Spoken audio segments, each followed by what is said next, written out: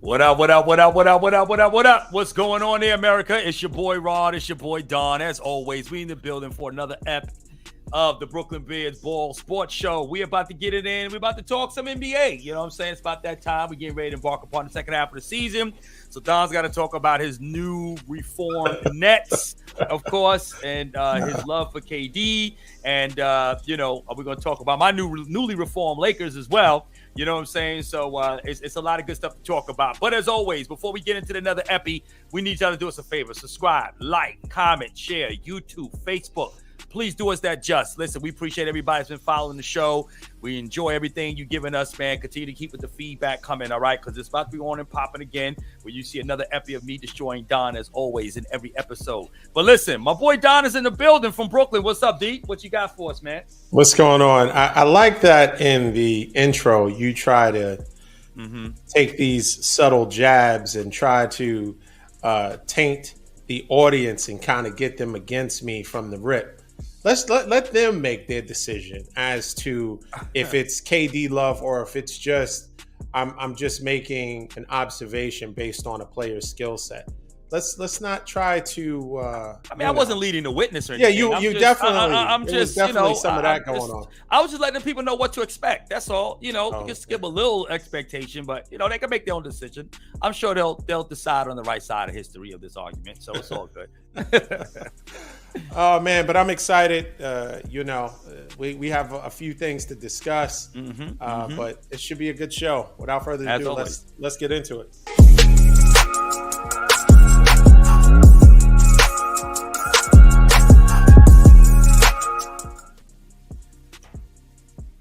Okay, we're at the point of the season where Rod says this is when it really counts. Yep. This is post All-Star break, right? Yep. And we're going to talk a little bit about All-Star weekend, the highs, the lows, what we think should continue, maybe some things that we need to just kind of eliminate. Did the slam dunk contest, did it get a lifeline? There's a few things we can discuss, but let's start off with All-Star weekend, all right? The skills challenge, in my opinion, just throw it away. Just throw the whole skills challenge away. Yeah, I heard it was trying. I don't think it doesn't really. I mean, that's one of the areas where I think the NBA is just kind of reaching. I think it's something that they can do away with. I know they have the little, kind of skills challenge, but my problem with All-Star Weekend is there's not enough stars that are really involved. There are a lot of players that you have to, when you see that they're involved in it, you may know a few players. Right. Skills challenge, there was some notable players, right? Right. But for the most part, as the weekend progresses, up until it gets to obviously the All-Star game, right, there's a lot of people that you're like squinting, like, what team do they play on? And then you have to do a Google search to see who they are. Right. So I think it's losing a lot of its luster because of the fact that when we were growing up, there were so many stars. There was stars upon stars upon stars that were involved. Right. So there was, from a standpoint of bragging rights, there was something that people were playing for. Right. If you are competing against people that are obviously no name, or obviously we'll get into our NBA tiers, because my tier is, I think everyone that makes it to the NBA is good. So if you're playing with good players, but no one great, no one that is a marquee name, I think it gets a little boring. It gets a little stale. And I think that it's kind of, they're starting to add events just to make the weekend go by. I think Utah did a good job overall. I think it was they put on a good show. Yeah. But I think overall, to me, get rid of the skills challenge. I thought it was more interesting to watch the celebrity game, honestly, than the skills challenge. But that's just my opinion, because at least there were bigger names. Yeah. We don't expect them to be professionals, although there were some WNBA players there. But we didn't expect, you seen some, retired NFL players there. So it was interesting. You had enough names, whether they're current or former big name players. You had celebrities, you had singers, you had, some actresses, you had the Peloton guy. You had a good mix of people. So it kept you interested, as opposed to the skills challenge where it's you don't know the name of the player, and I could have did without that. What do you say? No, I agree with you, D. I think, well, shout out to Utah, by the way. I had the privilege of traveling out there twice in the last 6 years or so. I was out there with some work with my job, and stayed out there for several days at a time. It's beautiful city, beautiful city. The mountains are breathtaking out there, literally in the valley, as they say, and it's really beautiful. So shout out to Utah. I agree, they did a wonderful thing. Here's my problem with the All-Star Weekend itself is just trash. D, you hit it on the head. I will agree with you there. It has a lot of lackluster. They don't have the stars. The stars refuse to participate, whether it be the slam dunk contest, whether it be the real skills challenge contest.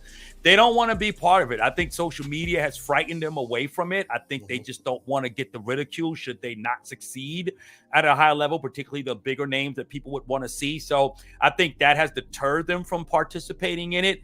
But I'd say this. I think what the NBA should do, they got to probably move more towards the content creators on YouTube, right? I think you need to move towards more of the YouTube celebrities, guys that are balling in the park, guys that got a name in the street, something like that that's got, hundreds of thousands of followers that people are watching. Because this younger generation, like, they don't look at cable, right? They're not watching like NBA TV and ESPN. This generation doesn't watch that. They really don't. They're constantly on YouTube and streaming stuff and following people that they like, that's got a lot of impact to the culture. And there's a lot of no-name people that we don't know because they're not in our everyday commercials, like the guys we see constantly on TV. But there's a group of people out there, and I don't know who they are. All right, I can't name them off the top of my head, but I would dare to say there are a lot of players. Like my sons, they'll follow some people from all over. Like the kid that's out there now, the big tall dude that looks like KD and he's got the skills of Elijah Wan, and I forget the kid's name, but he's definitely coming out as the number 1 draft pick. Everybody's enamored. 30 letters in his last name. I know. It's exactly right. Exactly. Something. Exactly. And I could barely pronounce people with 5 syllables, right? So I'm gonna jack that up if I even tried to attempt that or enunciate his name. But like maybe somebody like that, right? Or some other people that have really got a lot of internet momentum and buzz. You might want them in a skills challenge, right? Maybe you want these guys, and you pay them, obviously, right, to be part of the slam dunk contest and stuff like that. Because when you get a lot of these no-name guys, like Shaq said, right? KD, I don't know if you saw that on Twitter. He screened on him because Shaq didn't know some of the players' name. He named like maybe the top. He said, "Look, if you're not in the top 10, I don't know." Because KD he didn't know Hachimura on right. He didn't know Hachimura, and so KD screens him like, I guess you don't watch the games. He's like, "Oh, if you're in the top 10 player, no, I don't know you." Then of course Shaq took it somewhere about his not getting haircuts and all that stuff. Kind of screamed on KD a little excessive there, but but my thing is this: I think you got to now change the culture. I think you might need to move more to the culture. Also, I think it's too long. I thought you got a bunch of concerts, you got a lot of razzle and dazzle. I think it's too long. And I didn't see the beginning of the All-Star that Sunday before the game. I know they did the draft. I missed the draft. But from what I understand, and you can give me more context if you saw it, D, they said it was long. It was, I guess it had some entertainment value to it, but it was really long.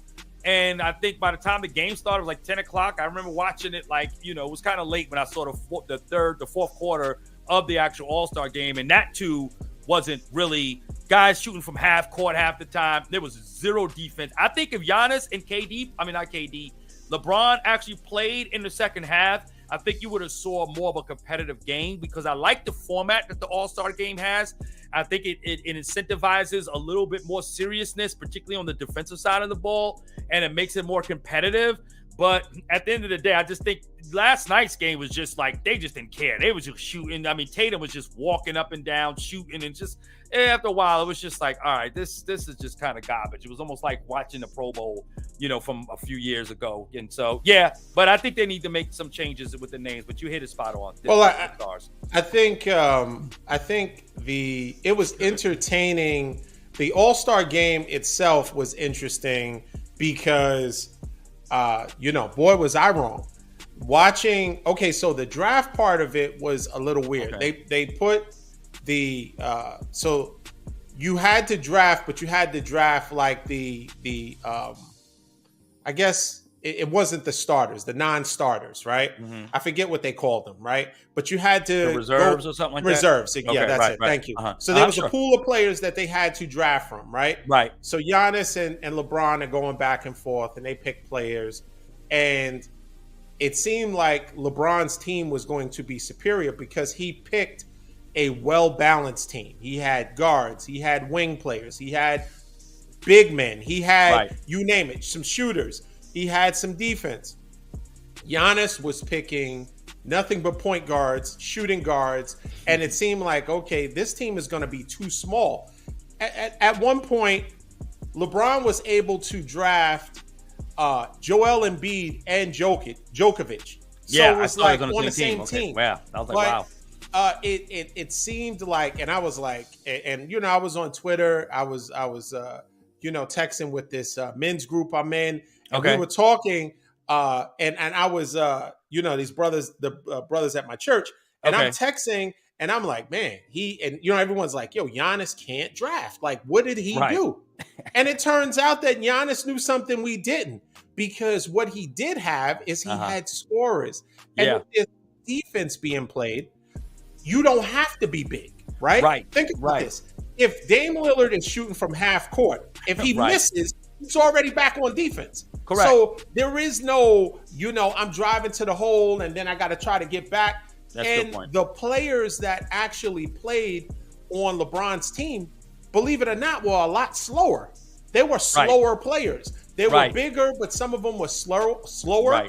Right. So there was an advantage when you think about, Damian Lillard. You had what's his name?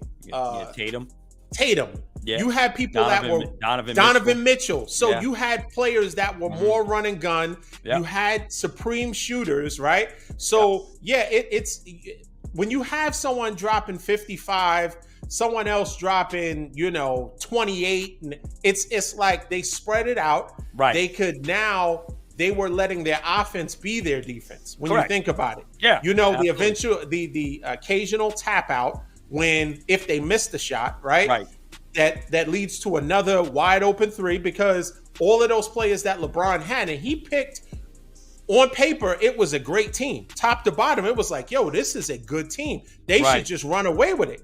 But Giannis, and on top of it, Giannis wasn't going to play a lot, because he had already came in injured. Right. And then in the game, I think if LeBron would have played more, maybe it would have been more competitive. There would have been, maybe he would have raised the level of defense for all his teammates. Definitely. But he got injured, and so it was just at that point it was a done deal. Then Kyrie was scoring.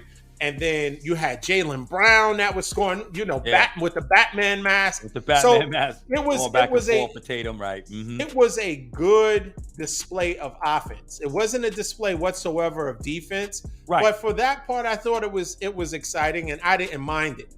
It wasn't, it was super early here, so even if it was terrible, you could still go on and watch something else. You could watch, Godfather of Harlem after if it was terrible. So it was a good show overall, but I think the dunk contest. Let's talk about that for a minute. The dunk contest, I think, is well and as exciting as it was. I had never heard of the guy who won, but he was, believe it or not, other people had heard of him. He's played. Who was it? I'm gonna be honest with you, and sorry for saying this, D, but I didn't even see it. I didn't watch it. His name is McGully or something. He plays for an NBA team? G League. He was G League. Guy. I think he played very little in the NBA. I think he played maybe a max of 2 or 3 games. He played for the Golden State Warriors for a while. Okay. And he was in the G League, but he has been known for his hops. And he actually has some game. Talking to people that are, Warriors fans, they said, he has some game. He's pretty good. Mm-hmm. And he was lighting it up, so they weren't surprised. And from a standpoint of bettors, he was the favorite to win. He had the best odds to win the slam dunk contest. I just had never heard of him. So I think he was extremely, extremely creative. The problem with it is I think the bigger names that everybody wants to see, the Ja Morants, the Zions, if he could stay healthy, are not going to go up against him. Right. And see, there's two things. You can either be overly competitive with big names so you don't know who's going to win, or you can have someone who is so creative that, just like you said, because it's a social media age, people are more fearful, like, oh man, you let that G League dude beat you.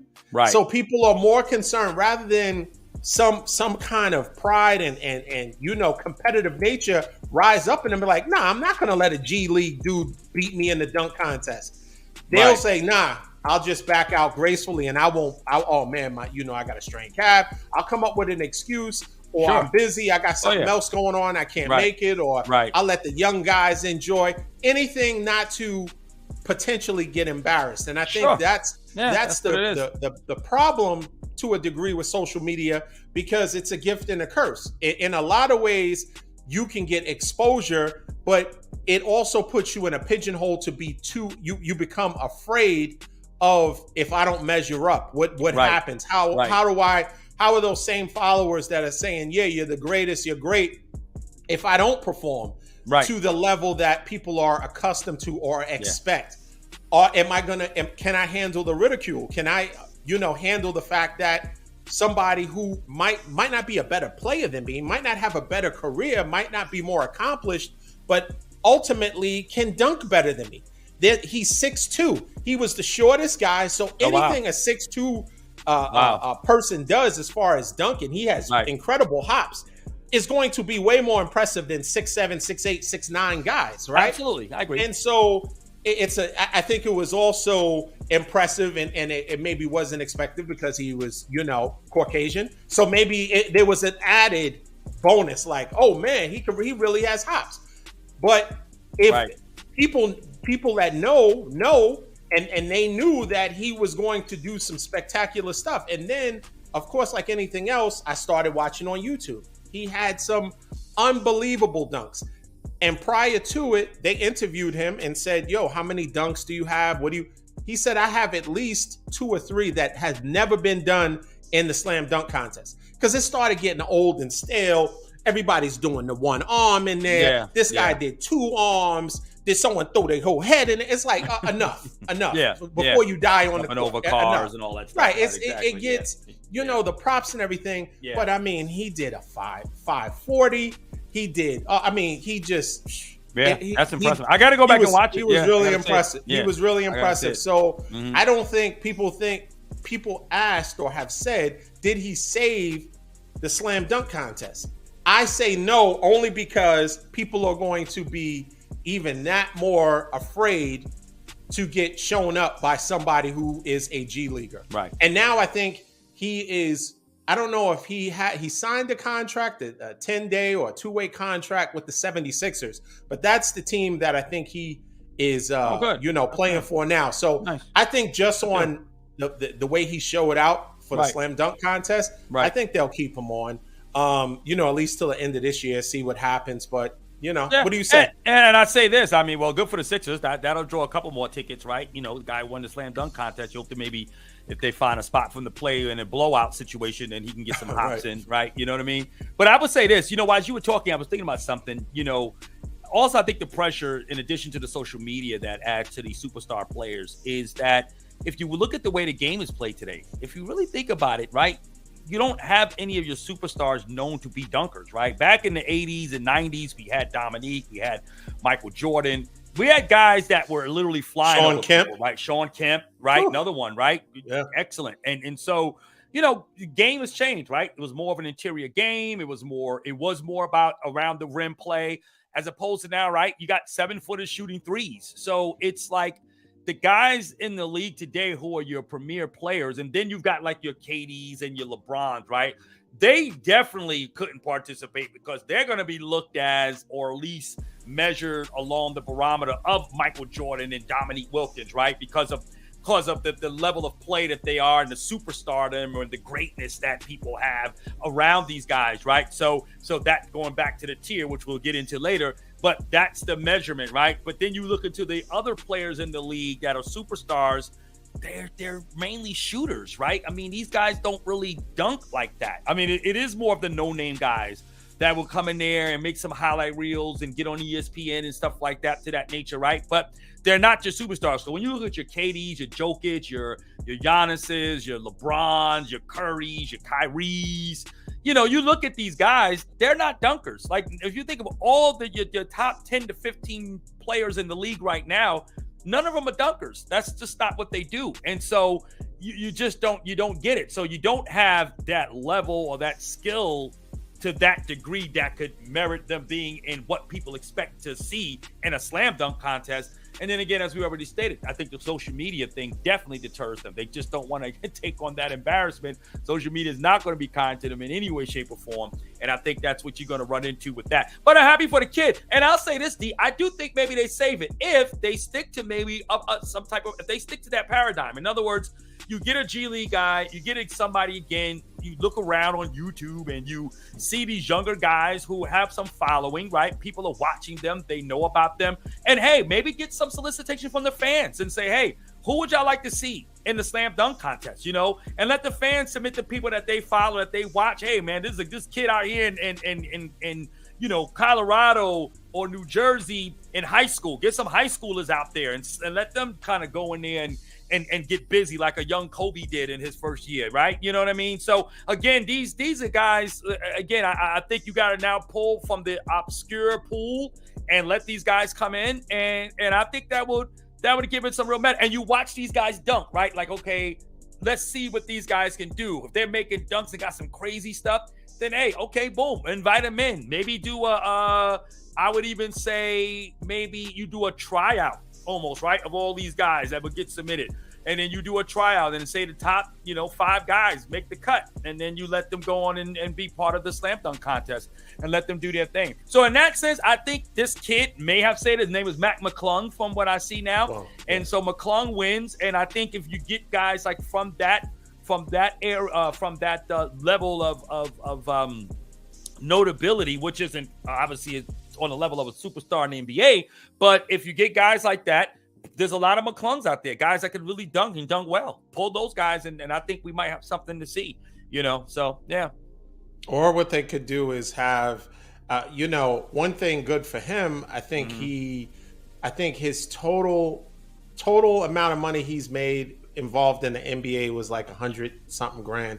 And I think he won the slam dunk contest, so he made 100 grand for winning the slam dunk contest. Good deal. So that was huge. But maybe they could have some, pros versus Joes in a sense where they could take. But see, once again, there's the problem. Nobody wants to be embarrassed, and nobody wants to be on Front Street. Nope. If you put the money up, let's just say in the center, you got 500,000 up or $1 million, and you have 3 or 4 social media dunkers, right? People that are known that just got hops, and they're super creative versus 4 pros that are. So it's not us versus them, but ultimately that's what it's going to come down to. Sure. If at the end it's somebody that's a social media or kind of internet sensation that wins, then he beat out not only his contemporaries, but he also beat out professional, NBA players.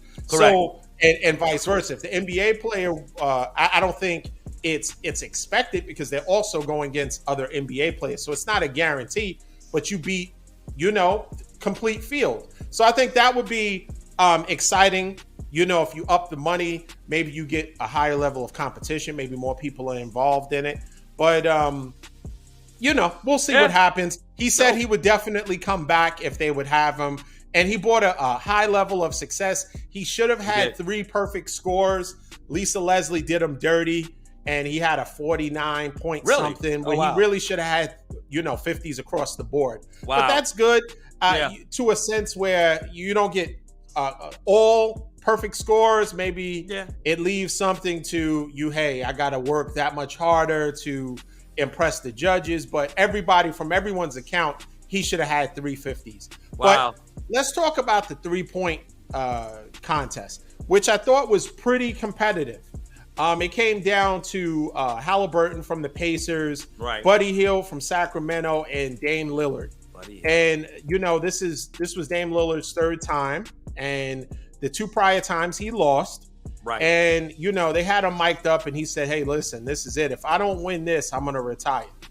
And so he put on a really good show. Halliburton tied Steph Curry's record. He hit for 31 points in one of the rounds. Wow. So it was impressive, and it looked and if you know anything about Halliburton, he has a weird kind of shot. It doesn't. It's not the normal, kind of release, or form, even how it's just the form is a little weird, but it's effective. He doesn't. It's not a jump shot. It's more of a set shot, but it's like water. It's a great shot. It's almost like Reggie Miller had that kind of weirdness to his shot, right? Remember, he used to flick his wrist like a cross. His wrist would cross over the left. Right. Crazy. But it was effective. It was effective. So I think it came down to Buddy Hield and Dame Lillard, and it was close. It came down to the wire, and Dame Lillard edged out Buddy Hield. So it was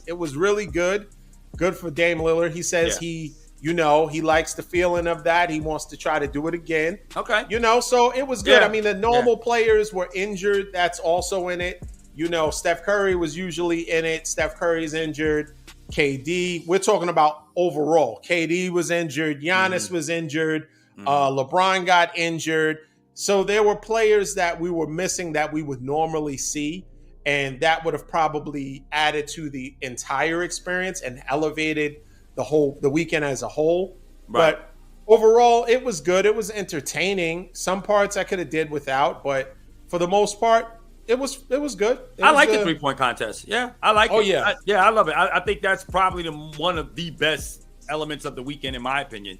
So I like that. I didn't get to see that either. I did see Dame I saw a video of him closing out in that last where he won, was able to pull it out and surpass, I think it was Buddy Hield. I think it went down to him and Buddy Hield, right? Yeah. So I got a chance to see that, and Buddy Hield, Lord, it looks so good in the purple and gold. But nevertheless, he's good. He doesn't need that. Yeah. But no, good deal. So no, I like the 3-point. Good stuff. I like it. I always enjoy that. All right, so let's talk about we touched on this the last show.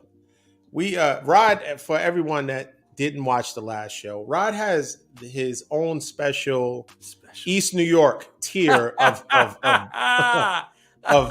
NBA players, and the categories will blow your mind. He has great, superstar, star, marginal. See. Oh, no marginal. Okay, yeah. I thought you had that. Good, right? You had good. Well, if you're going in what? You're going in ascending order, so from bottom to top. Okay, so we'll go from bottom to top. You had good, star, superstar, and great. Okay. Yep. So we're gonna go. We'll go through a few tiers of these players. We can go. How would you like to do it? Position by position, or you just want to do overall? Listen, NBA? I mean, you're the one that's countering and contesting my theory here on the the tier of players in terms of where they are ranked in their both. Now, I won't say skill level, but their level of accomplishment and impact to the game. So you tell me how you want to go through this. You can do whatever way you want. Positions, you can go through whatever you feel. I think we can go by position. We can go position. Okay, we can go position. Sure. Okay. Okay. So let's start with the Let's start with the center position. Okay. Sure. Who do you have as the best center in the game? The best center in the game. Okay, so see, this is the thing with your. Who is there a great center playing as we speak? This currently, Because what Rod will do is when you ask him about point guards or shooting guards, he brings up Isaiah Thomas. No. And we're talking now. We're talking okay, so now. so let's put this in context. So are you asking me to, when you say, oh, are you asking me about these positions based on the best player overall from, say, within the modern game and how I would describe the modern game, right? Okay, this is how I look at it. Okay, when I compare players, okay, I go from, for the most, this is where I would go from. I would go from the 60s all the way to now. No, okay, we now why do I say that? We but can't if you don't want to that. go back that far, because to me it's hard to, and the reason why I say that, but we don't need to go back that far. But the reason why I include players from the 60s is because it's when you, particularly in the center position, right? But when you look at guys like, obviously, and forwards like Russell and Chamberlain, it's hard to not include those guys, right? I'm not going way back into, I mean, those guys played in the 50s too, but I'm not going back that far. But those guys were so monumental in their impact, right? It's hard to just, not include them when you talk about the overall greatness. I subscribe to great players. I don't believe in the greatest. I don't think there's the greatest player of any sport. I don't subscribe to the greatest because the eras are different, the games are different. Right. So that's why we can't. But I'm talking about great players. But but you can still define a great player. But Can you but not define eras, a great player without no, you can't. Why They can't have you? to be in the same era because there is, Okay, so let's be honest. No, right? the greatest player. No, I agree in the greatest player of an era, but not greatest of all time.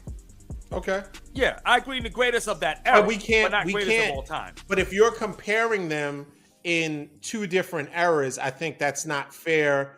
To both people. Like if you're comparing someone from the 60s or 70s to someone that's playing now, it's not fair for either one of them because No, it's you not. would be downgrading the one that plays currently, and you would be not giving a fair assessment, or you would say, well, if they were playing in this time, people say if Jordan was playing now and there's no hand checking, he would average 45 points a game. Well, that may be the case, but then that may not be the case. So we have to stay current. Okay, so no, we'll stay current. But let me say this though, we'll stay current. That's fine. But I'll say this though, when I talk about the greatest within a particular era, right? So, you had, I think Wilt was the greatest of his era. Kareem was the greatest of his era, which was predominantly, even though he played in the 70s, won a championship with Milwaukee in 77, and then of course he, went to the Lakers, right, through forcing a trade, by the way. Okay, went to the Lakers, played through the 80s, greatest center. Then I would then say Elijah Wan was the greatest center, in my opinion, of the 90s, right? In my opinion. Then in the 2000s, you have to go with Shaq.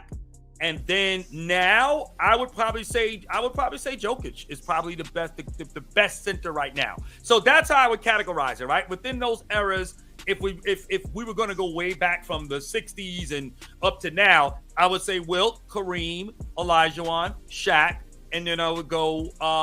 Then I would say Jokic for now, for this era now. But let's go with the now. So you go ahead, throw it at me. Let's categorize the position. So just to get everybody up to speed, Rod had mentioned in our last show that currently in the NBA, there's only 3 great players in the NBA as we speak. That would be LeBron, right, Giannis, and Steph Curry. Now, I think there is more than 3 great players in the NBA. Although, when asked, is Giannis better than KD overall, he said no. So we have to, a great player. Yeah, we have to figure out what we are kind of defining as great. Okay. And that has to be based off the fact that leadership, in order to be great with Rod on his metrics, you have to be a great player, a vocal leader, a wonderful husband. You gotta be. I mean, like it's ridiculous. No, that is not true. Listen, that is not true. You gotta give out turkeys at Thanksgiving. Like, it doesn't. No, he twisted the narrative. No, I don't believe. You did say that. I mean, you didn't say the turkeys. But I think you need what a great player has to be. Number one, you have to be top. Either top right now, to be great. You have to be considered top 5 in your position within the era, right? Okay, perfect. I'm glad you said that. Okay, you have to at least be considered top 5. Now, me, if Rod, okay, he think I'm changing again. Of course he is. You know what? Let me say this. I won't even say top 5. To be great right now, we're gonna use right now. Right, because he knows. Let's use right now. No, because I know you about to shift it. So let me pre-plan before you shift what I'm saying. So let me shift before the shift. So let me prepare my shift for your shift. The truth is, to be great, I think, and right now, you would have to be at least top 3 within your position right now. And so you look at KD, think about it. KD, LeBron, and Giannis. Those are all power forwards, right? Is Giannis a center or is he a power forward, right? He's a power forward. He's a power forward because Lopez is a center who shoots from half court, right? Yeah. So those 3, right? Those are your top 3 power forwards in the league. And so I would arguably say, yes, they are the great players that are playing today. Those at that position. Those 3 right now are the great. I don't think there are any power forwards in this league that are better than those 3 guys right there in that position. Are they great players? Yes, they are. Yeah, LeBron, KD, and why Giannis. You changed you must at that position. But then you saying overall right now in the NBA, I'm gonna put Steph. I'm gonna say Steph, KD. And who else did I say? LeBron, right? Did I say LeBron? I did. I said KD. Steph. You never said KD. I never said KD. You said there was only 3 players. You said Giannis, LeBron, right, and Steph Curry. Okay, yes, I did. That is a ridiculous. Yes. That is a ridiculous take. It's a ridiculous take. So now that you're revising, go ahead. You had an opportunity to sleep on it. Right? You had time to think about, drink a little. Yeah, that's right. Hydrate. Do you want to change your opinion on the great players? Are you asking me the great players or are you going by position? Because that's 2 different arguments. Okay. You can't say position because I can't say Steph is the greatest power forward because he's not, right? You going by position. Or you just going by greatness right now, regardless of position. What are we doing? You said great players, right? Right. Those are the 3. Have to be top 5. No. Let me change it. Top 3. In position. In position. Okay. So if we're talking by position, that's what we said we were going to do. Okay, so we're going by position, not overall. Because when I told you last week, I gave Giannis, Steph, and LeBron is overall. That's not position. I'm talking about those 3 guys are overall. Right now, in my opinion, the great players in the game. KD, in my mind, is a superstar because he can't win a chip. You said the only great players, right? Those right now, yes, are the only great players in the NBA. And they're considered great.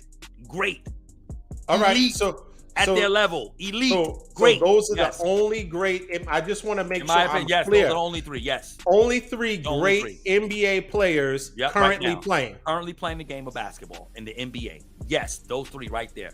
Those 3. All right. Steph, so let me ask you a question. Giannis and LeBron. Yes. Okay. Mm-hmm. Is Steph Curry? Mm-hmm.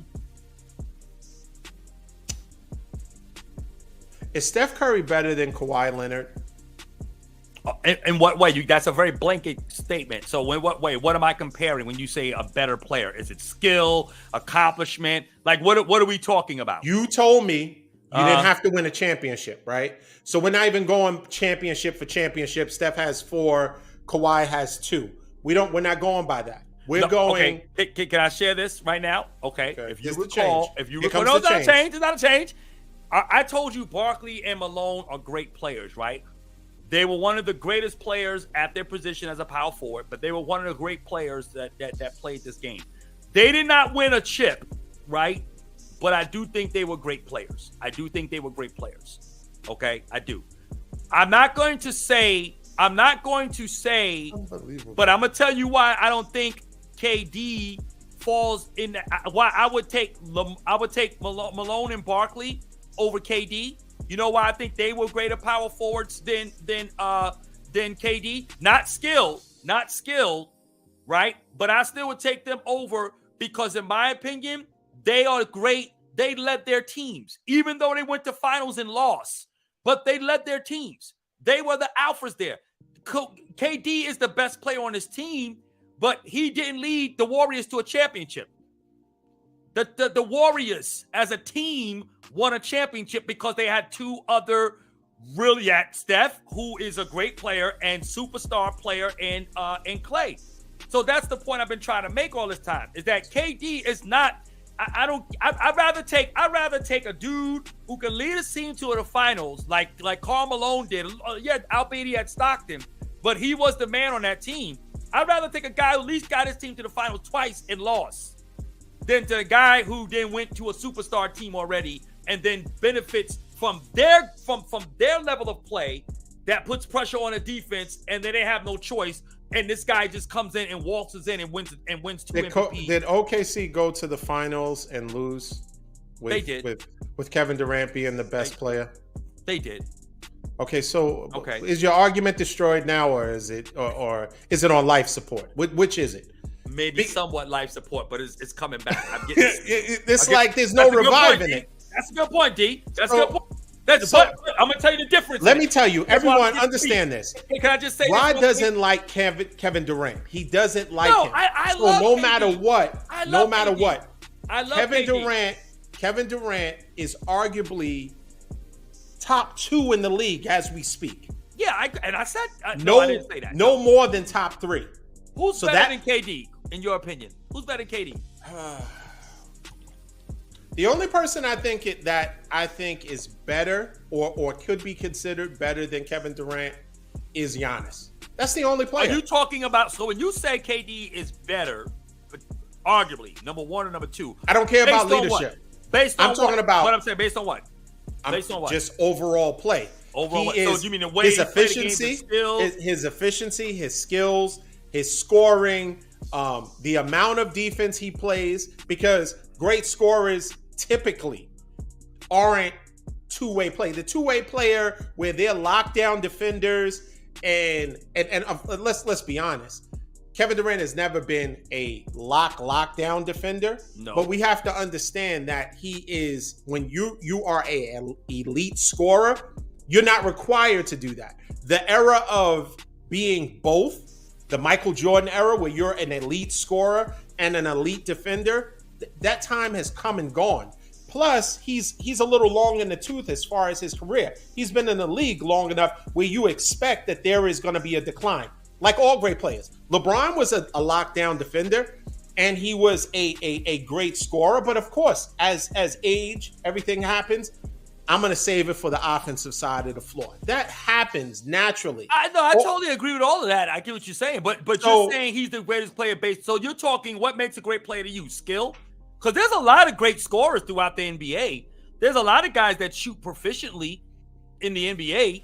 I mean, a lot of guys have really good shooting percentages. Now, I believe KD is one of the most efficient. He doesn't need to take a lot of shots to score a lot of points. So he's very efficient. I'll give you that. But if you're just saying basically because he's a really skilled player, which he is, so you're saying greatness is just based on skill. That's it? Because there's a lot of, Reggie Miller was a skilled shooter in his day growing up. Okay. Ricky Pierce. Reggie Miller is not in Kevin Durant's tier. No, he's not. But not based even on your criteria, if you're saying just on skill, he's not in his tier. I'm sorry, okay. He's not in his tier. No, he's tell not. me someone. No, he's not. Tell me someone No, who's in his tier. But if you're basing it on your measurement, why would he not be? If you're basing it based on what? On a guy's skill?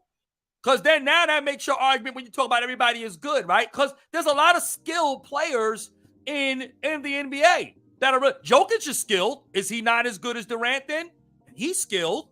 No, he can pass. He can rebound. He is not just skilled. He can score. He's a scorer. right? Mm-hmm. So how is that different than? So how is he different than KD? Even Kyrie is dominantly skilled, ball handling, shoot from almost anywhere in the court, like KD, Mm-hmm. and a lot shorter, and can score just as much as Durant can. So if you're basing greatness on skill, then that's another argument. But I'm talking about great is accomplishment, the impact, the level of triumph. Okay, every team he is going to, whether it was a 73-9 team, whether it was a team of unrealized or underachievers in a sense where you don't know, diamonds in the rough. We didn't know James Harden was going to be as great as he was. Westbrook was still coming into his own, right? Yeah, you had Ibaka, you had a good team. He was still the best player on that team. He's going to Phoenix, where Devin Booker is a prolific scorer. CP3 is going to be a Hall of Famer. He's a little long in the tooth. You got DeAndre Ayton, best player. So I'm looking at greatness being based on the fact that if you come to a team, it's instant impact. You're the best player on the team. Right. You are skilled. You are efficient. You are an elite scorer. You provide enough defense that you make your team better instantly. Everybody can't say that. Everybody can't go to a team and immediately their trajectory to go to the finals is elevated. There is a handful of people that can do that. I totally agree with that. But let me ask you a question.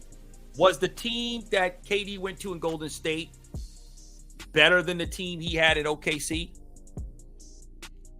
Yes. He was the best player on both teams.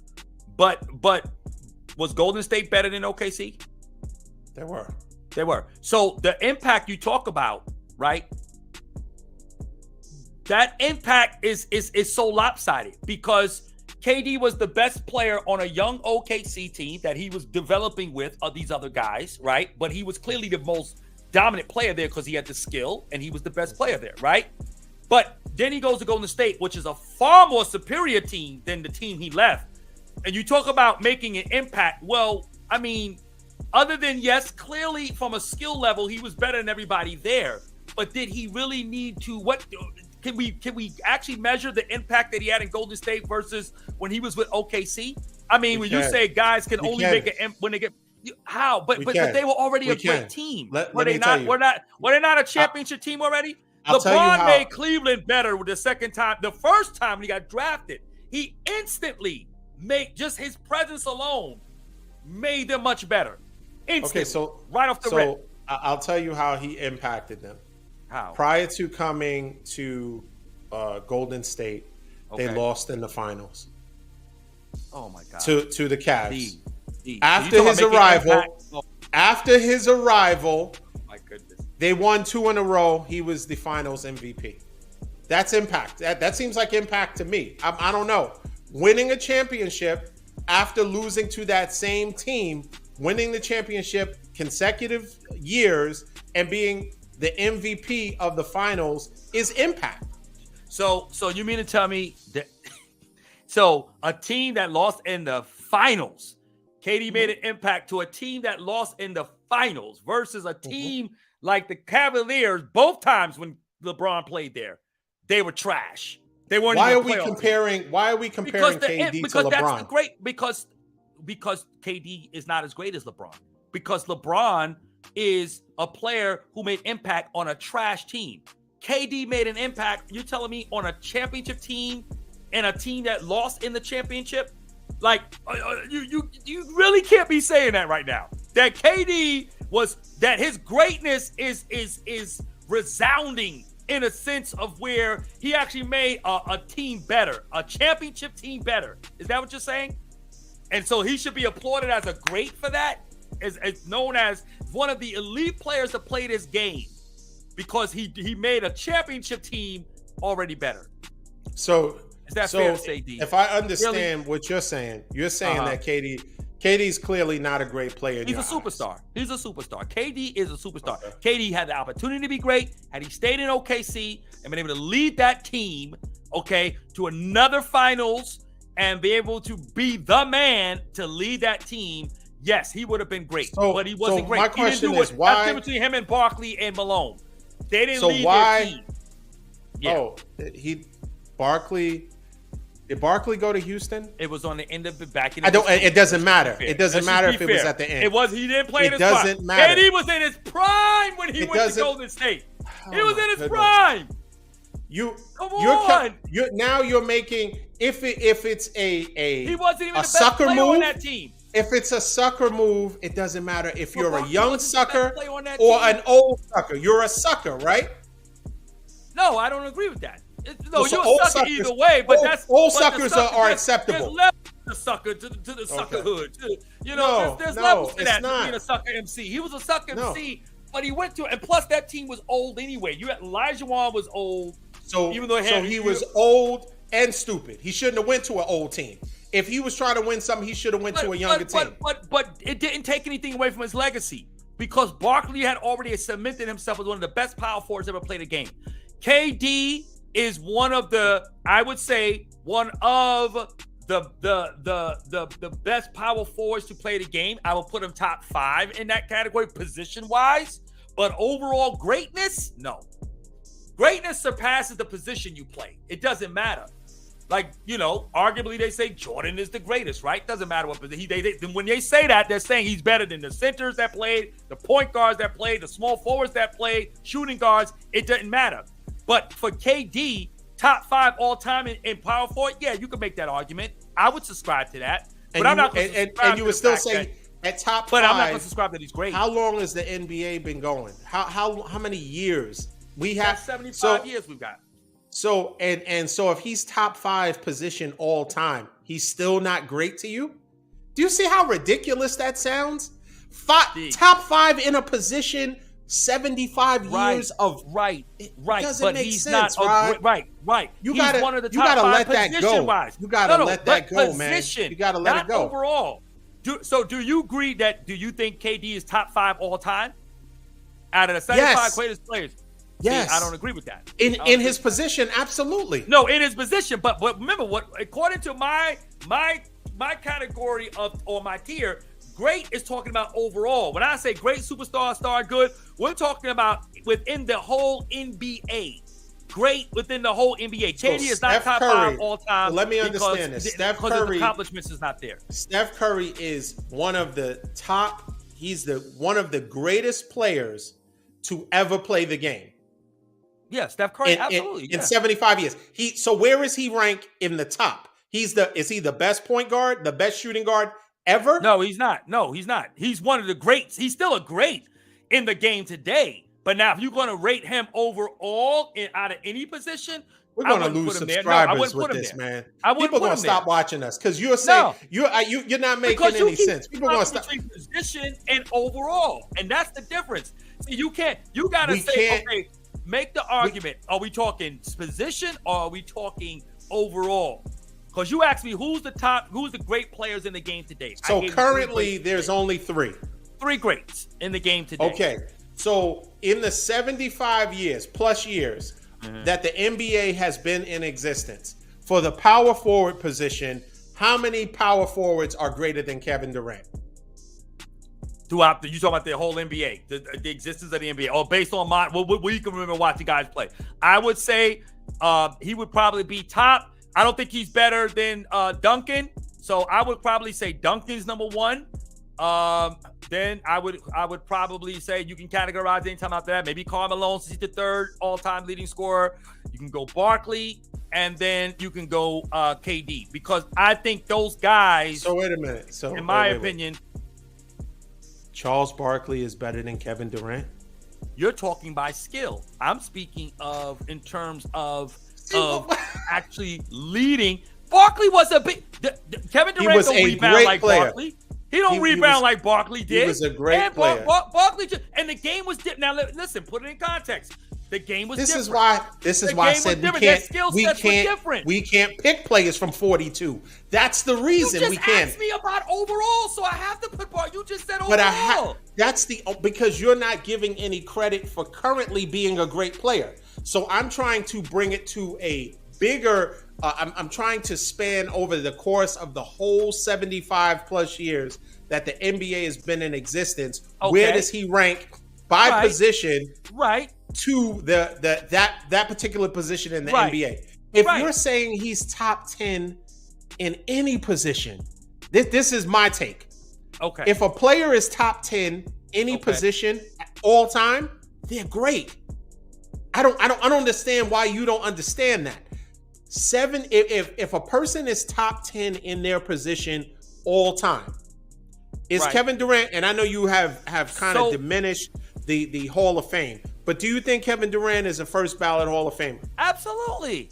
Okay, Absolutely. so he's top 75. He's on that team, top 75, right? Absolutely. Does he deserve that, or because he went to Golden State, he doesn't deserve it? No, he still deserves it. He still deserves it. Okay, but so yeah, do we agree that he is all time?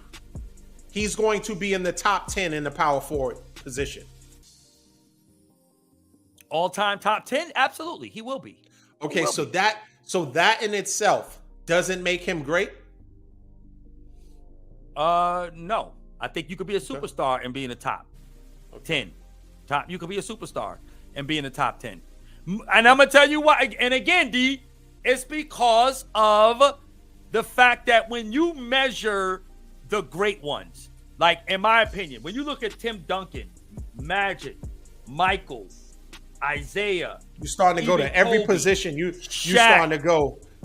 No, but I mentioned power forward. Bobby Boucher. You just picking people. Waterboy. Yo, listen. Stick with the same position. Okay, okay, but see, you go in position again. So if you go in position again, the reason why, because you keep flipping. Because first we were talking about the I'm not flipping players of this. I'm giving you the credit that you said there's only 3 great players playing now. Right. Giannis, LeBron, and Steph Curry. Correct. And why am I saying that? Why do you think I'm saying that based on our arguments these last 2 episodes on this? Why do you think I'm saying that? Because you don't care for Kevin Durant. You don't care for his choices. You don't care for his choices. You're diminishing. You're losing focus on what he brings to the table as far as skill set, and because I'm not. I think he's one of the greatest skill players. I believe he's one of the greatest skill players of all time. But greatest skill player, but skill. There's a lot of skill players that's played in the NBA. That doesn't make them great. You know what I'm saying? I think KD is more skilled than Steph, but I don't think he's greater than Steph in terms of the pantheon of accomplishments, in the sense because Steph has led his team. He was the man on that team when they won championships without KD. But you said that you didn't need that to be great, because you just mentioned Barkley and Malone. They didn't win it, but they were still great. You said you didn't need championships. No. So now why are you making that the determining factor to edge him? Because I'm gonna tell you why. No, but put in context them not winning that championship and KD winning his. Those guys, at least stayed with their teams, got to a championship. They happened to lose to what arguably at that time was the greatest player to play basketball, right? Ewing didn't get a ring. Malone didn't get a ring. Barkley didn't get a ring, all because of one guy, and that was because of Michael Jordan. Drexler couldn't get a ring. Peyton couldn't get a ring. Kemp, those guys couldn't get a ring because of who? Because of Michael Jordan, right? He dominated his era, all right? Although I do believe had he not retired, I think they would have lost to Houston, my opinion. I think Houston was better. They had a better team. I think they would have lost to at least one of those championships to Houston. But that's the thing. At least Malone and Barkley led their team to play against the best team. When KD does what he did, and I don't care, it's got to be a blemish somewhere in your record when you go to the best team in basketball and completely create a competitive landslide. When you went to that team, you gave nobody a chance. Even LeBron and the Cavaliers had no chance, because you know they was going to go back again. And that's the only reason why. It was to beat LeBron. That also even shows you why he's greater than KD. Because, and I know we're not comparing KD and LeBron, but they Golden State, right, summons him to come just to beat one man, right? It's almost like as if Utah would have said, you know what, Drexler, come play for us. Gary Payton, come play All for right. us. We So got to defeat Jordan somehow. You made a great point. You said that the Golden State Warriors beckoned him to come there to beat one man, which is LeBron James. I'm just getting to a point now. Yeah. You said that they beckoned him to come there. Right. So how can Steph be greater than KD if they beckoned him to come to beat LeBron? I'm gonna tell you why. Because he still won 2 chips without him. Okay. He still won 2 chips without him. They wanted more championships. Okay, so you want more chips. That's fine. So it's about championships? It is or it isn't. No, it's a culmination of all of it. Championships, how you win chips, obviously stats and all that stuff make a difference. But the greatness goes beyond what you do on the court. The greatness is a mentality. The great ones have mentality. Barkley, Duncan, Jordan, Kobe. These guys had mentality. There was a certain level. KD, just like LeBron gets ridiculed all the time for not being a killer and not having that killer instinct and all this stuff like Jordan had, right? Who he's often compared to. So they fault him for that, right? I'm not faulting KD for being the kind of person he is. But I am going to say is that but in this sense, I am. Not in terms of once he's on a team, he plays the way he plays. He's not that vocal leader and all that. We get that. But you still went from a team that had a lot of potential to win. You could have made adjustments. You had the cachet to do that, to fix OKC and make them a more competitive team if you had wished to do that. Or even if you wanted to bring somebody else with you and make them somebody play aside you, but you're that man, right? To go ahead and do what? Defeat Golden State. So because Golden State is thinking about LeBron, you should be thinking about Golden State. That's what Jordan did. Jordan had to get past Isaiah and them in order to get to the finals, right? But what happened? Let me ask you a they question. Had to get through Boston. Boston had to be defeated by Detroit, and then Chicago had to defeat Detroit in order to get their supremacy. So and OKC could have done that. If you go to a team that's superior, or you create a team that's superior, what overall is the difference? One takes a little more planning. Actually, ask that question again. Okay, ask that question again. If you go to a superior team, right, or you as a superior player, or you form a superior team, what is the difference? That LeBron did? No, LeBron takes a knock for that. He did, but LeBron makes up for it. We talked 45 minutes about makes KD. Up for it. I'm gonna say, We've talked 45 minutes about KD being weak. Right. So both of them spent X amount of time with their team. They both went to a final and lost. Right. Then one, when he had an opportunity, he took his talents to South Beach. Right. The Banana Boat guys were talking. Right. They were smoking cigars and decided that they were going to. So he already joined the champion in Dwayne Wade. Chris Bosh was an all-star that was dominant when he played with Toronto. Right. They all decided we're going to get together and form a super team in the weak East. That's what they did. What is the difference in somebody now as a free agent making a business decision just like they did to form and to dominate? That's where not 4, not 5, not 6 came from. Not because they were scratching their head and wasn't sure how it was going to work out. Nobody comes in at the opening press conference and says not 4, not 5, not 6. Absolutely. Right? I agree. Okay, so they knew that there was going to be some dominance by them being formed. Yes or no? Yes, okay. I agree. So outside of that, what's the difference in that super team being formed in the weak East and aligning with a team that is dominant record-wise, coming off of a loss? They beckoned you to and come. Winning a championship the year before. Don't make it see, because that team ain't that much different than the team that won the championship the year before they lost the championship. They went to 2 lost. They're coming off of a loss. Right, but D, you can't. D, you act like they won that championship 3-4 years before they lost in the finals to LeBron. They just beat LeBron in the first time they played them. So it's a super team versus a super team, in my opinion. One was formed, right? Not in Cleveland. That took one in Miami. Yeah, okay, one was formed. Right, I'm not talking about Cleveland. Okay, I'm not talking about Cleveland. I'm talking about the fact that there was a lot of coordination. There was a lot of trips to the Maldives to make these decisions. There was a lot of Lobos being drunk for them to decide. This is even before Lobos came out. This is a whole. There was a lot of this before It was I agree. as opposed to one player, them flying out to Long Island and Okay. saying, "Hey, join us. You're free. Okay. Why don't you can join any team?" Okay. And you I'm gonna saying, tell you the "Yeah, difference, I'm gonna but go join ahead. you." I'm gonna tell you the difference, but go ahead. Okay. I'm gonna tell you. I'm ready. I'm ready to hear. Here's the difference. Here's the difference. The difference is what happened after those teams were formed. Okay. To your argument, whether it was formed on a banana boat or KD says, I had enough, I'm going to go with a super team because I just want a ball. Let me go ahead with this team over here. They're great anyway, but I'm going to go over here and make it even greater. And I'm going to now slop. I'm going to create not only a landslide in competition in the West, but in an entire NBA. So I'm going to go here and take my talents to And that wasn't to LeBron's. State. That wasn't LeBron's goal to create a super team that would dominate. It was, because he wasn't talking about not 4, not 5, not 6. No, he said that. He said, but I'm gonna tell you the difference. Eastern Conference championships. He was talking about the whole thing, right? He was about the whole thing. Yes, he Okay. was. But I'm gonna tell you the difference in both, whether they was formed or KD just going to Golden State. Here's the difference. What happens after that, right? Here is the thing. LeBron goes back to Cleveland, right? He goes back to Cleveland. Mind you, the 4th finals in a row that they went with Miami, they only was 2 for 2, right? Mm-hmm. So they was humble with their not 4, not 5, not 6, and all that crap, right? Mm-hmm. And they lost to good teams that were very well coached, like San Antonio, right? And they lost to a Dallas team that they should have won, but yet they didn't win, right? So they lose to these teams.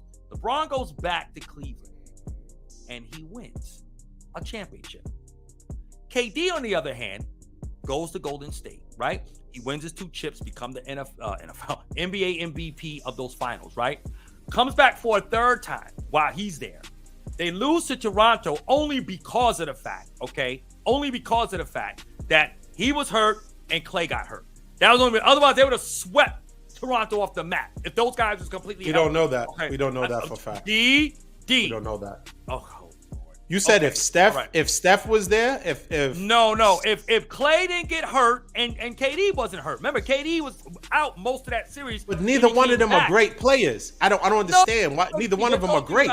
But you can't win. Nobody was winning a finals by themselves. You need another. So let me ask you this: they had a great team, right? But let me just wait. Don't lose that thought. No, hold that question. I'm not. The difference is, though, to your question about what's the difference between how the teams are formed, is what they still was able to accomplish after. LeBron still led his team to 4 straight finals and a chip, whereas KD has not been able to do that. He has not won without Steph and Clay. He has not won without Steve Kerr. He has not won without the Golden State formula and that culture. He has not won. And do you honestly believe and think? Right now, he may have the best chance now because he's in Phoenix, right? So my thing is this: KD does not become great until he can win a chip. When he is clearly the best player and where the pressure falls on him to win, because the pressure wasn't on him in Golden State to win. The pressure now is on him to win. He's got to win in Phoenix like it was on him in Brooklyn. Who was the pressure? Who was the pressure on when he went to Golden State? Who was the pressure on? If you are considered the missing piece or the piece that puts a team over the top, there is not pressure on you? No, because the pressure. I can argue all of the pressure was on him. The pressure. I'm gonna tell you how we look at pressure. And I don't look at pressure if you're the overwhelming favorite. If you're the overwhelming favorite, that's not pressure. You just don't want the pressure is not to underwhelm, but there's no pressure. But when you talk about legacy and you talk about cementing, we're not talking about legacy. We're talking about pressure to win or lose. Kevin Durant being the best player, going there after they lost. They weren't the best team. They lost. You can't be the best. So are the Eagles a better team than Kansas City? No, because the Eagles didn't win a championship the year before. Okay, let me ask you a question. Okay, so let me ask you a question. Better. No, they're not. But that's not a good comparison because the Eagles haven't won a championship the year before. If the Eagles lost this year, but they won last year, you could arguably still say they're the best team. Just like Kansas City. If Kansas City loses a Super Bowl next year, are people going to say that they're not really still the most dominant team in the NFL if they get back to a Super Bowl and lose? They lost the AFC Championship game last year to Cincinnati Bengals. Who's a better team? It was still the Chiefs. The Chiefs were still a better team. So that's my point. That's my point. They're the better team, regardless. So there's no pressure, but the pressure wasn't. But D, that's what I'm talking about. The pressure was not on KD himself as a player to win, because once so who he was went the to pressure that team, on? there hardly wasn't any pressure on him to win. So not like the pressure that LeBron had. So if they had come off of a victory, right, and they had just won, and KD is added, there's zero pressure, because you got now all you're doing is trying to not 2, not 3, not 4, not 5, right? Right. But you just came off of a loss, and you recruit a player that is top tier. There's pressure, because what if he comes there and you guys lose again? That's major pressure. And I will say this, Steph is a great player. He's great. Could you tell the audience how they lost to the Cavaliers? What was the record when they lost? Can you tell me, not their regular season record, was they up 3-1 against, I don't want to hear about Draymond. Were they up 3-1 against the Cavs? A great player is not going to let that happen in the finals. No, but did he win 2 chips without KD? I'm asking did he win 2 chips without KD? He didn't win. I'm asking you about that one. Yes, Steph did not bring his team and close the victory. No, he did not. He did not bring it all the way home. He was up 3-1. He should have won. But he's got 2 chips already, so that already becomes what? That already now, not only say nullified, but it kind of like chips do matter. Redeems him. Those 2 chips redeem him. So chips he matter. Won last year and he won the year before KD got there. He won before KD got there. Who was the MVP? Right. Huh? It was you. Who was the MVP? Was it Iguodala? So, what does that mean? He didn't elevate then. But D, do you think they win that championship? So you think Iguodala was the reason for them winning, though? Even though he was the MVP? Did he win the MVP? Oh my God, D. D. Hey, I can show you D. Did he win the MVP? So Deion Branch won Deion Branch was an NFL. He was the Super Bowl MVP back in the first 3 Super Bowls, and one of the first 3 Super Bowls the New England Patriots won. Is he the reason why they won those Super Bowls? Anybody ever said the reason why New England won those early Super Bowls was because of Deion Branch, who was an MVP? You know what they said? You know what they said? It wasn't Tom Brady. That's what it says. It says the marquee player on that team that's still my point. was not the reason they won. That's what it says. So do you think they win that Super Bowl without Tom Brady in that defense, or do you think Deion Branch is the reason? The same way you think you're not going to give the defense Iguodala was the reason why they won that first championship against what you call it. I get what you're saying. I'm not knocking the fact that Steph didn't play well. It's a toss up between the coaching of Steph Curry. It's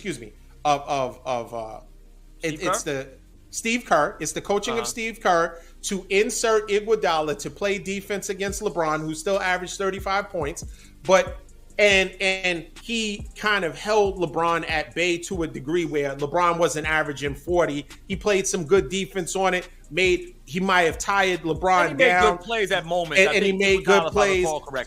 So ultimately, he wins the MVP. But if you're the best player, and you're one of only 3 great players to currently be playing in the NBA, there is no defensive player that can come in that can change it and take the MVP away from you. There is that. So you're saying he's not great? So you saying he didn't lead his team because he didn't win the MVP of that series? Is that what we're saying? Just because he didn't win the MVP of that series doesn't mean that's what I'm saying. That's what I'm saying. You're saying? Because so why is it that didn't Tony Parker? So let me ask you a question. Yeah, why is it that KD can go to the Warriors and it not even be? He's head and shoulders. Literally, he's head and shoulders above them, but also in his game, head and shoulders. And there was no question who the MVP was. 2 consecutive years. But why? So you don't think having KD, you don't think having Steph and Clay playing alongside you has something to do with that? You don't think so? You think that because clearly he couldn't win, he couldn't get there without them. He wasn't going to win without them. So you don't think that was enough pressure on a defense? How was you going to stop them? It helped. Even if you stopped KD, even if everybody stopped KD, game. You don't think Clay or Steph would have probably won that MVP? No, who was you have to pick? The point is what was you going to do? Could not stop him. The point is they couldn't stop him. But D, how much more, right? We know KD is going to score no matter what, D. But D, when you put him alongside a Steph and a Clay, really? Really, D? I mean, come on, LeBron, and even so, in Kyrie's greatness. I'm just saying this. This is why you have to reassess that there's only 3 great players playing in the league. So this is my point. Who's great to you? Who's the 3? Who's outside of the? I'm not saying 3. I'm not saying 3. So who are you saying? Who's great? Okay, so KD I think, is obviously one, but go ahead. So I think LeBron's great. Mm-hmm. Giannis is great. Yep. Kevin Durant is great. Okay. Steph Curry's great. Okay. I think Kyrie Irving's great. I think. Let me see who else I think is great. I think Luka Doncic is great. Wow. I think. And this is all based on what? Their skill? Yeah, that's what it's based on. It's not based on horseshoes. It's based on their skill. You don't think Jokic? So you don't. Jokic is great. Jokic, absolutely. Jokic is great. Jokic is great. Okay. I think Kawhi Leonard is great. Absolutely. Okay. Because I'm not going to let injuries derail his greatness. He is a great two-way player. He's been able to win at multiple locations. He has been the MVP at multiple locations, finals MVP at multiple locations. Yeah. And so, I can't let that derail his greatness. I mean, I think an argument could be made player. for Kawhi to be great. I agree with that. Yeah, I agree with that. I definitely could agree with that. Because to me, his career was kind of like almost like that trajectory with Kobe in that sense, where when he won his first championship, it was all Duncan. Duncan got him the chip. Then he was able to be the MVP. But he won an MVP while Duncan was there, by the way, right? But again, Duncan is still the man on that team, right? But Kawhi gets the MVP, but he was still the man on that team, nevertheless, right? Kawhi actually goes and leads a team mid-season, by the way, okay? Because he gets traded in the middle of the season and leads Toronto. Forces his way out. Forces his way out. Right. Nevertheless, he gets to a Toronto team. So that's not a new concept. Forcing your way out of a team. No argument for me on that. But Kawhi did lead his team to a finals. Mm-hmm. He did. Albeit, I still think it was, he got lucky along the way with some things because, Embiid got hurt. And so, that helped them get into the final. Yeah, and Embiid is always hurt, right? But I think Philadelphia would have probably prevailed if he didn't get hurt. And then you got into the finals, and you played a decimated Golden State team. So, I mean, I'm saying. But you had the great players still there. But D, come on, D. Okay, so Kyrie, let me ask you this, D. Do you think KD would win a finals in Brooklyn if he doesn't have Kyrie there? Do you think he's going to win that? It depends who the player is. I mean, what great player? But what great player has won without their player? I don't think you need a great player to be there with you. I think depending on, So what do you need? Okay. I'll say this. Is what you call it a great player? Klay Thompson a great player? No. All right. So Steph was able to win 2 chips with him as a non-great player. So then he was able to win, right? So I mean, you just said you don't need a great you need a great player. You need a great player to win. And Steph didn't have a great. To me, in my mind, Klay is a superstar. He's not a great player. Right. What I'm saying is you don't need a great player alongside you. So if you're a great player, you don't need another great player with you in order to win. Why not? Right? Well, tell me what championship. Who's won a championship? And I would probably, maybe to your argument, I would probably say the only team that I can think of in recent memory that has won without a great player. Well, maybe 2. I would say Toronto with Kawhi. Okay. And then I would even probably say, even with San Antonio, because I consider Tony Parker. So you saying they need multiple great players in order to win? I don't need multiple, but you need at least another sidekick. I think you need at least another superstar on your team. You don't need another great player. You just need another superstar. Well, that's what I just said. You don't need another player. If you have a great player, you don't. But you're acting like Steph should have won without any help. I mean, in other words, your argument is that Steph should have won, right? Steph still should have won against Cleveland. We just got you to say that Kawhi was great. Remember, there was only 3 great players. I think that No, I said you can make an argument for overall greatness. for Kawhi. Kawhi is not a great player in this league today. He's not one of the great ones in the league. Not today. Not in this league. Not today. Is he playing? Is he playing? He's playing, but not. No, I wouldn't say today. No, I wouldn't. No, I would not say that. Because when he was healthy in the playoffs, he still didn't prevail. So no, Kawhi, no. He won a chip in Toronto. Yes. Again, the things went his way. Come on, you can't ignore the fact that he played the Warriors. The Warriors that first finals. Do we remember what Kawhi was doing to the Warriors when Zaza size 20 shoe hurt Kawhi, and that was when Kawhi, honestly, after that injury, Kawhi's career kind of spiraled into just nothing but injuries. His knees. I agree. So, do you remember that they were blowing them out by 40 points when that happened? Yeah, I remember that. Yeah. Okay, so what's your point? Was Steph on that team? Yeah. What is the likelihood if Kawhi doesn't get hurt that they even win the first one? That is my point.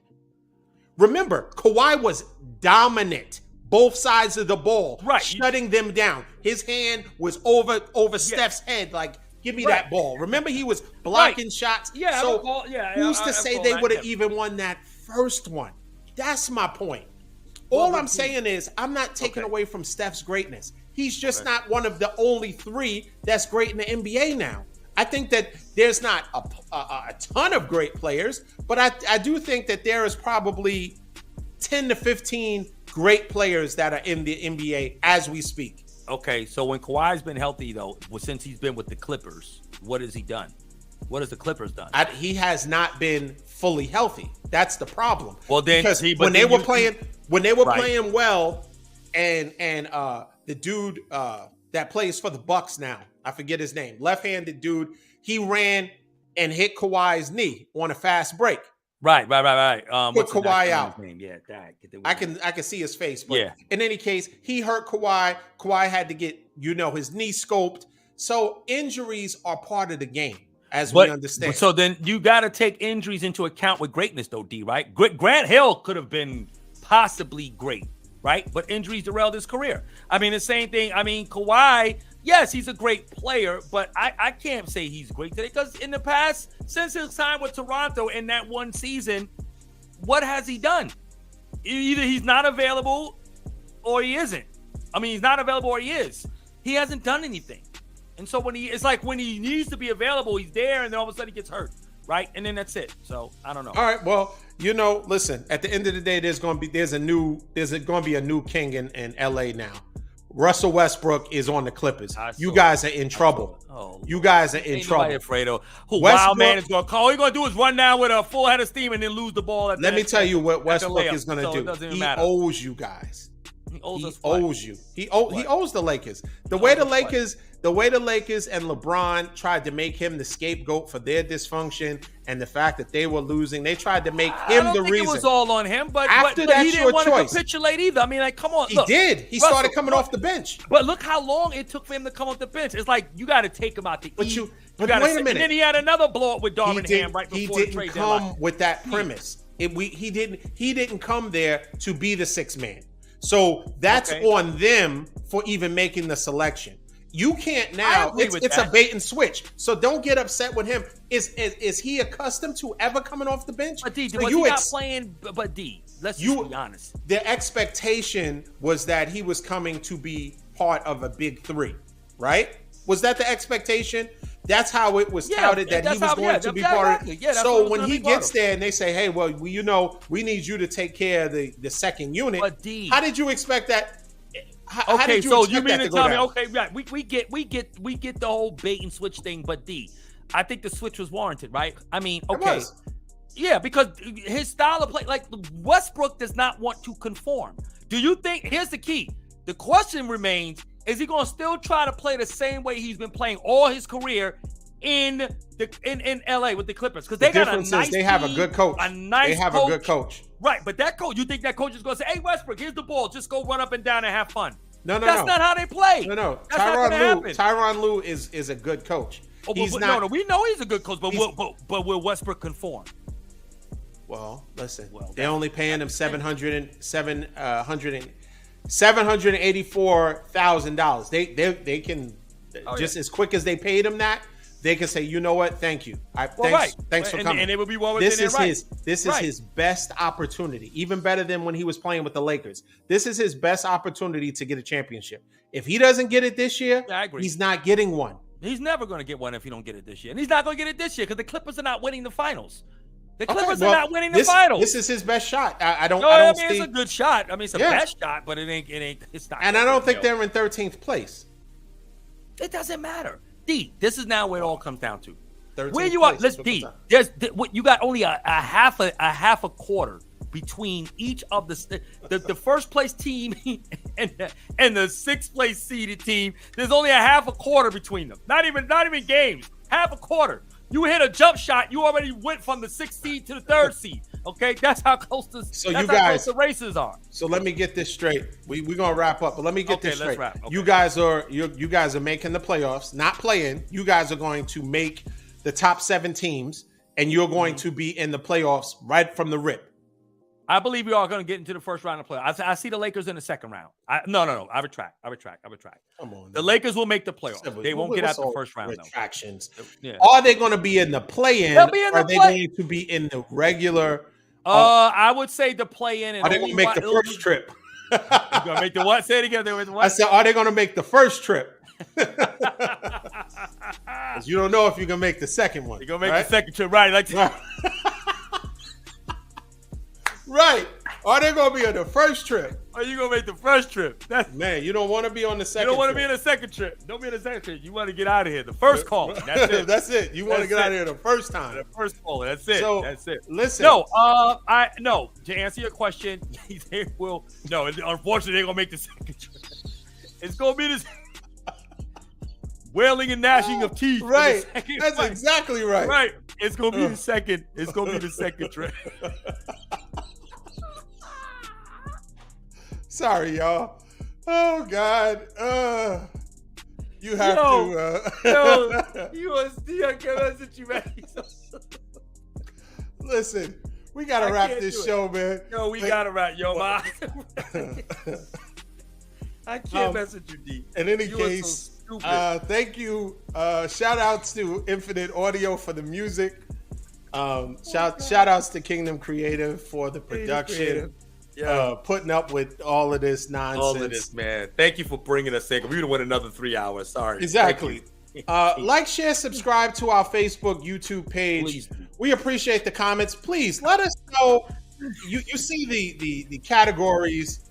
Great, superstar, star, and good.